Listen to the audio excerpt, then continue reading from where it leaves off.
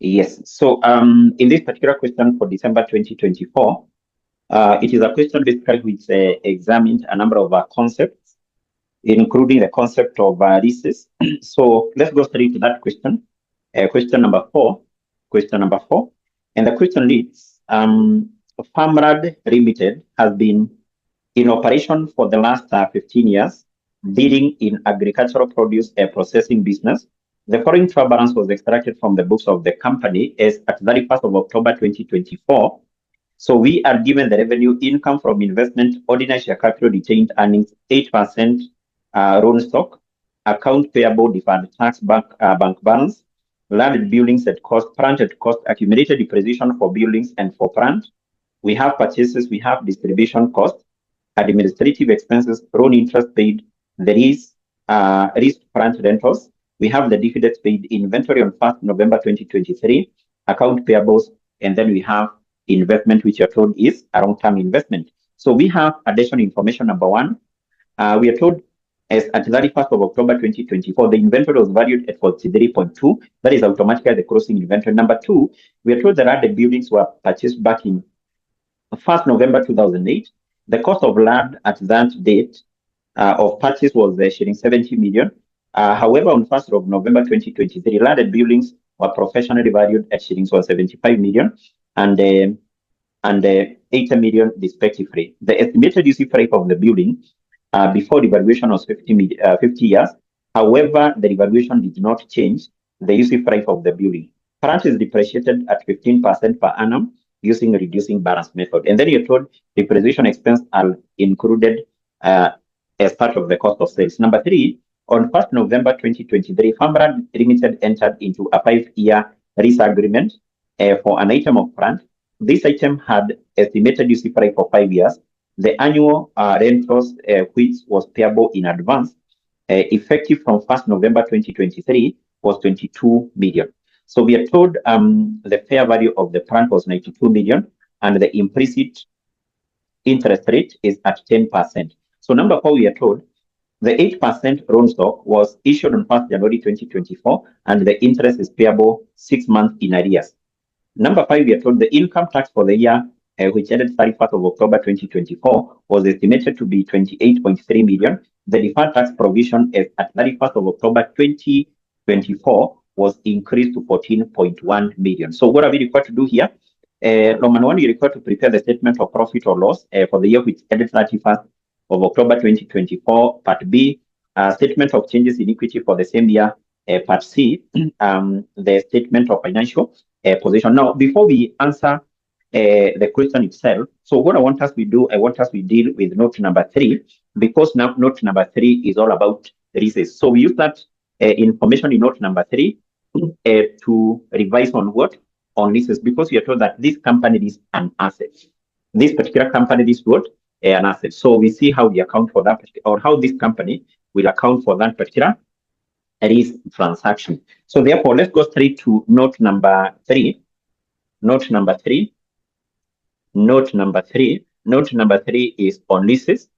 Remember, in this case, leases should be accounted for in accordance with IFRS 16. Leases should be accounted for in accordance with what? In accordance with IFRS 16. IFRS 16. So what are we told in that particular point? Maybe you can just take it again.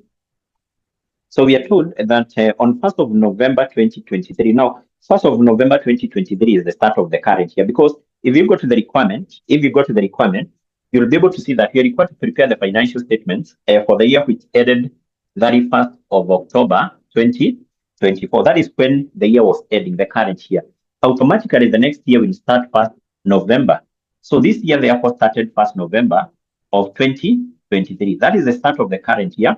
That is basically the end of the current year. So what you are told in note 3 is that at the start of the current year, this company entered into a 5-year lease agreement of an item of plant.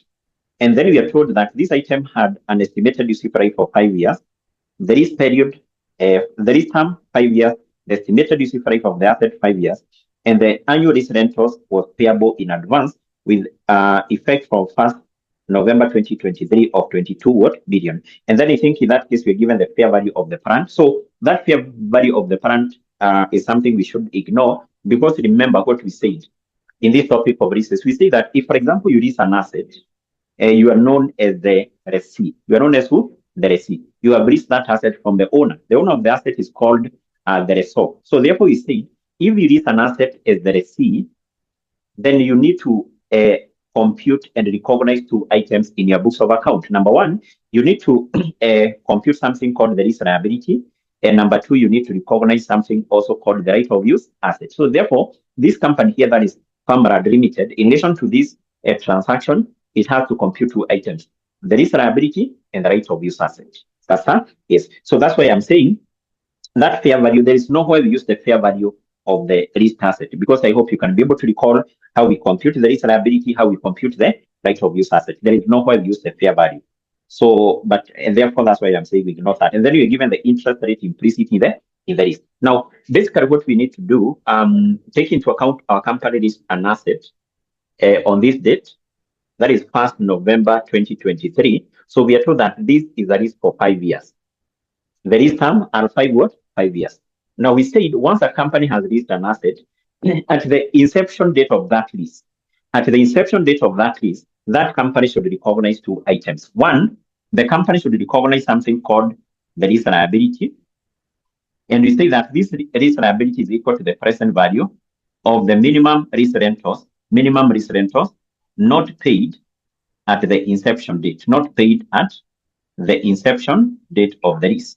So then number two, we say that this company should also recognize something called the right of use asset. The right of use asset. So we need to compute those two values. So remember, this is for 5 years. Year 1, year 2, year 3, year 4, year 5. And actually the inception date of the lease is 1st of November 2023. So I want us to have information about the minimum lease rentals which are payable. How much amount is supposed to be paid by our company on annual basis? We are told that this company should pay an amount of annual rentals of 22 million. And when is this amount payable? That is very important.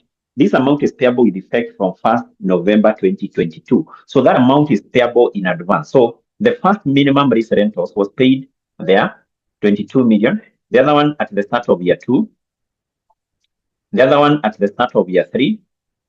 The other one at the start of year 4, and the other one at the start of year 5. So that is how the minimum lease rentals were paid. Sasa, yes, having that, then we can move, and first of all, we determine the lease liability. The lease liability. The lease what? The lease liability. We are computing the lease liability at the inception date of the lease. The inception date of the lease is this date, 1st November 2023. So how do we compute this one? The lease liability at the inception date. So this one is equal to the present value of the minimum lease rentals. Minimum lease rentals is the same with the annual rentals. Minimum lease rentals not paid at the inception date. Not paid at inception what? Not paid at the inception date. Not paid at the inception date. So in this case, we need to discount this amount here. We need to discount this particular amount, but in that case, we are getting the present value of the minimum lease rentals which were not paid. The amount which was not paid at the inception date is basically what we have here. This one, and that one. So this, remember, was paid at the inception date. We say, therefore, this one does not form part of the liability. The amount which was paid at the inception date, and this one, does not form part of the liability. Liability is what is to be paid in the future. So how do we therefore discount this? So we will take 22 million, and the figures which are given in our question here, they are in what? They are in what? They are in thousands of shillings. So we also need to work with these particular values in thousands of shillings. So we multiply that with the present value interest factor of annuity at the rate which you are given in that note, at the rate of which? What is the interest rate implicit in the list as per note number 3? The interest rate implicit in the list, who can be able to see that? 10%. 10%. How many years? We are discounting that for how many years? Or actually, how many minimum lease rentals are we discounting? We are discounting this, and that. This one should not be discounted. So potato here, our n should not be 5. That you have to be very, very careful. Our n will be 4. Will be 4. Check what you're saying here. We discount, we get the present value of the minimum lease rentals not paid at the inception date. So we don't, in that case, this one should not be included. So we only discounting 1, 2, 3, 4. Our n here should not be 5, rather it should be 4. Check on what we did whenever we have the minimum lease rentals payable in advance, because we did 2 questions, minimum lease rentals payable in advance and also in arrears. Sasa? Yes. So we work out this. We have 22,000. So the formula for this is 1 minus 1 plus R, which is basically 1.1, raised to power negative 4. And then we divide that with R, which is basically 0.1.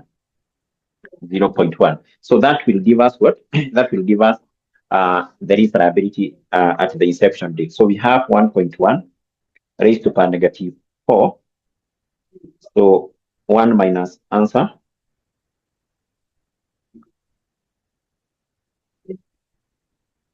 1 minus answer divided by 0.1 times the 22,000. So what are you getting here? I'm getting a figure of 67.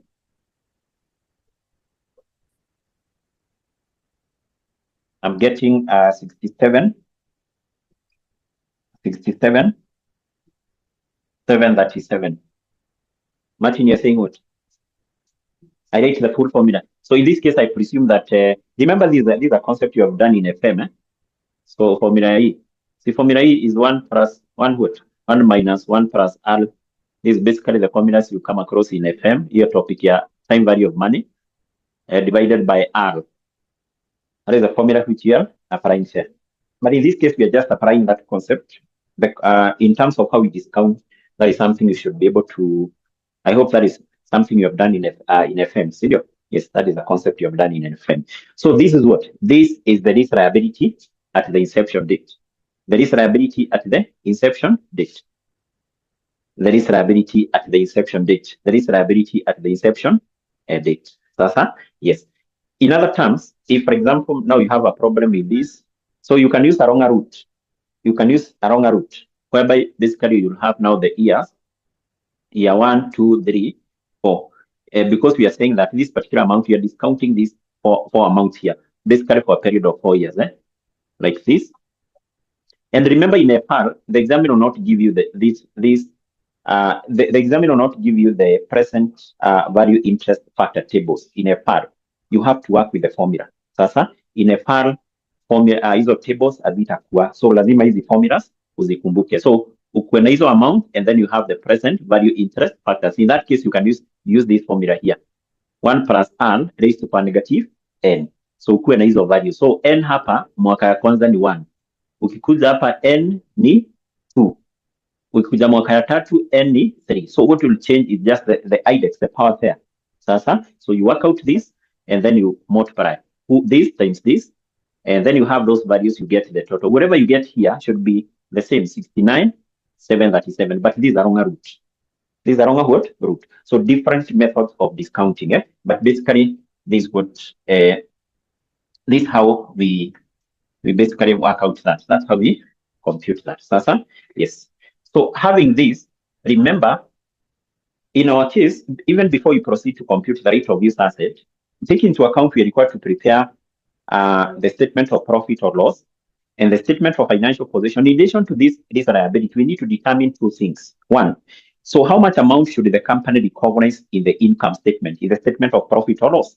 In relation to this, it is something called the interest. So therefore, here we have to prepare the amortization schedule so that we determine the interest expense to be recognized in the income statement as part of the leases, or as part of the finance cost, sorry, the interest expense to be recognized in the income statement as part of the finance cost. Number 2, we also need to determine the lease liability to be recognized in the statement of financial position. And actually, for us to do that, we have to prepare the amortization schedule. So let's prepare the amortization schedule. And basically, in our case, we will not prepare this for 5 years, but basically we will prepare this, I think, for just 2 years. For just 2 years. I'll explain why 2 years. I'll explain why 2 years. Yes, I'll explain why 2 years. So we prepare this for 2 years. So the first year basically ended 31st of October 2024 of October 2024. So here we will have the lease liability at the start, then take into account our minimum lease rentals are payable in advance. The next column here will be for the minimum lease rentals paid, the minimum lease rentals which was paid. The next column will be for the interest, and actually this one will be computed at the rate of 10%. And the last column here will be for the lease liability. This lease liability at the end of the year.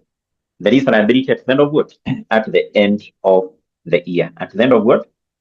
Of the year. So, and I've said we will prepare this for 2 years. The year which ended 31st of October 2024 and basically 2025 like such. So, what do we have here? The lease liability at the start of year 1. The lease liability at the start of year 1 is what we have here. 69,737. That is the lease liability at the start of year 1. Balance brought down is the lease liability at the start. Then we less the minimum lease rentals which was paid at the start of year 1. The minimum lease rentals paid at the start of year 1 is what we have here, 22 million. But remember what we said, take into account in the computation of these minimum lease liabilities, we have not considered this because that is the first thing you need to remember. In computing this lease liability, have we taken into account this amount which was paid at the start of year 1? Have we taken that amount of 22 million which was paid at the start of year 1? Doreen or Tito? No, we have not taken this. So therefore we said at the start of year 1, the company paid 22 million, but that amount, this amount here is not part of this, is not part of that lease liability. So therefore we say don't include this amount within our lease amortization schedule. We know the amount, there was a minimum lease rentals which was paid at the start of year 1, 22, but because it's not part of this, don't include it in the amortization schedule. Sasa? Yes. So then from there, we compute the interest. How do we compute this interest? To compute this one, we said we take this minus what was paid, which in our case is the nil, and then the difference we subjected to 10%. So 10% of this one will be 69, and basically work with that figure to the nearest whole number, 64. 69, 64. So then how do we get the lease liability at the end? To get the lease liability at the end, remember I said it's just like a loan. This is the loan balance, and this is the installment which was paid, this is the interest. So to get this one at the end, we take this, A, the lease liability at the start, we less this one, the amount which was paid, we add interest. So we take A minus B plus what? Plus C. That is basically how we get that. The lease liability at the end. So kwa hivyo tutakuwa na 69,737 minus 0 plus 69,74. And that will give us 76,711. 711. So that is basically the lease liability at the end of year 1. So I've said this particular amount now which we have here, this amount which we have here, this is what we will recognize as an expense in the income statement. When preparing the income statement, that this one will be considered there as part of the finance cost. As part of the finance cost.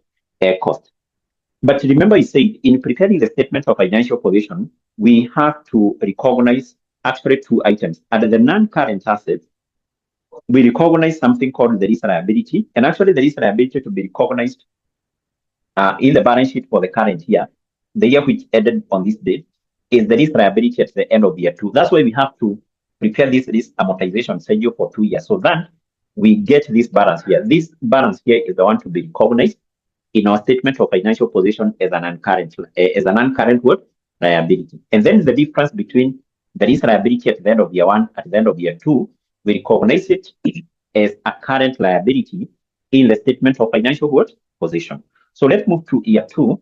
We will start with the lease liability at the start of year 2, which is this one, 76,711. How much amount was paid at the start of year 2 is this one. Is it part of this? Yes. We have 22,000 there. That one should be deducted to this. Then we get the difference. We take 76 minus 22, this one. we get the difference, which is 54,711, and then we get 10% of that. 10% of that will be 54,71 to the nearest whole number, and then we get the least liability at the end of year 2. The least liability at the end of year 2 will be this minus that plus this. So we have 76,711 minus 22 plus 54,71. So, and basically that will give us 60,182. 182. 182.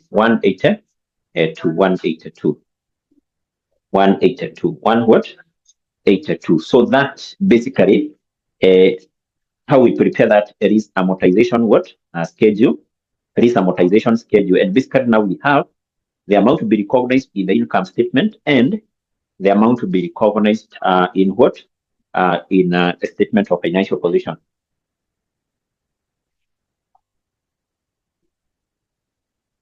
So I'm checking on a question by Rin here. Rin, you're saying what? Interest should not be on what? Interest should not be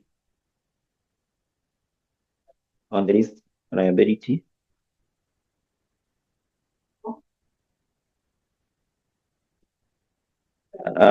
Yes, can you rephrase your question, Rin? I can't understand what basically you're saying. Yes, but essentially that's how we prepare that. The interest is calculated on the risk liability. No, it always depends with when this amount is paid. Can you go back to that topic of leases? You'll be able to see that we did 2 questions. Tulifanya maswali mbili. Swali moja is whereby the minimum lease rentals are payable in advance. So if it is the minimum lease rentals are payable in advance, automatically when computing the interest, you compute it based on the lease liability at the start minus what was paid. You see, this amount was paid at the end. Whenever you're computing, for example, interest on your own, you compute it on your own balance at the end of the month, not at the start. So that's why basically you're taking this minus that, and then the difference is what you're using in computing interest. But if the minimum lease rentals are paid at the end of the year, when computing the interest, we use the opening balance. So that is the difference. So make sure if you basically this is confusing you, including the computation of this. Can you go back to this question, to this topic? We did 2 questions, and I was able to explain how we account or how we compute the lease liability, how we prepare the amortization schedule when the minimum lease rentals are payable in advance, and whenever minimum lease rentals are payable in arrears. Can you check those 2 questions we did in class? Sasa? Yes. Check the 2 questions. You'll be able to see that difference. Sasa? Yes. So I hope that is clear. Now, having said, what I want us to do is we proceed and we compute the right of use asset. And therefore, what I've said is that in preparing the financial statement of this company, what are we going to recognize there? I've said this particular amount here will be recognized in the income statement. This one will be recognized in the income statement as part of the finance cost. This one will be recognized in the income statement. Will be recognized in the income statement as part of the finance cost. As part of the finance cost. Yes, so this one is basically a finance cost. A finance cost in the income statement. This one will be recognized as an non-current liability. As an non-current liability. And basically the difference between these 2 values here, that one will be recognized as a current liability. As a current what? Liability. As a current what? Liability. Sasa? Yes. So that basically what is important for you to know. So then from there, what I want us to do, I want us to move and basically we compute the right of use asset. Can we move and basically compute the right of use asset? Abdinasir, I think I've already explained. Why are we preparing the amortization schedule for 2 years? Because in our case, we're interested with this value here. I've explained where we recognize that, and also we're interested with the difference here. We don't have to prepare that amortization for 5 years. That's that. We're interested with these particular values here, and also the difference between those 2 values. That is what we recognize in the financial statement. This one is recognized as a non-current liability. The difference is the current liability, in the income statement that what we consider. We don't have to prepare that amortization schedule for 5 years. Sasa, yes. Now, having that, can we move and basically determine the right of use assets? The right of use assets. The right of use asset. Now, the right of use asset, equally, this one is computed at the inception date of the lease. The inception date is basically the date when the lease commenced. The date when the lease commenced. The date when the lease commenced. So this one is computed basically by adding a number of items. Number one, we said we take the lease liability. The lease liability at the inception date. The lease liability at the inception date is what we have computed up here. So that is the lease liability on 1st of November 2023. And that is basically what we have computed up there. 69,737. So to this, we add what? To this, we said we add the payment at the inception date, the payment which was made at the inception date of the lease. The payment which was made at the inception date of the lease is this amount, 22. So 22,000. And then to this, we said we add any other indirect, that is any direct cost,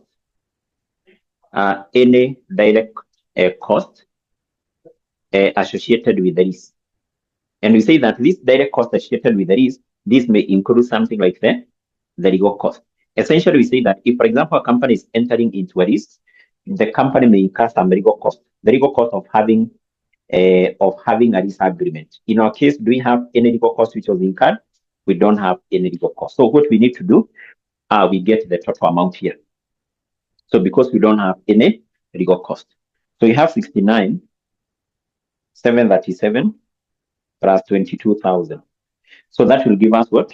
That will give us 91,737. So that is basically the right of use asset at the inception date. Then we say that this right of use asset has to be depreciated. This right of use asset has to be depreciated at the shorter of 2 periods. So we take the shorter of 2 periods, the shorter of, number one, the lease term, and basically the lease term is the period of the lease. So this company had leased the asset for 5 years. So these are 5 years. We take that all, Roman 2, the remaining useful life of the asset. The remaining useful life or the economic life of the assets. That one is also given in note number, note number 3. And we are told that the economic life of these assets are still 5 years. Economic life of the asset are 5 years. So we should take the shorter of the 2. But basically taking into account the 2 periods are the same, we just work with 5 years. So therefore, to compute the depreciation per annum, so we will take the right of use asset, which is basically 91,737. We divide that with 5. That will give us the depreciation per annum. And divided that with 5. And basically that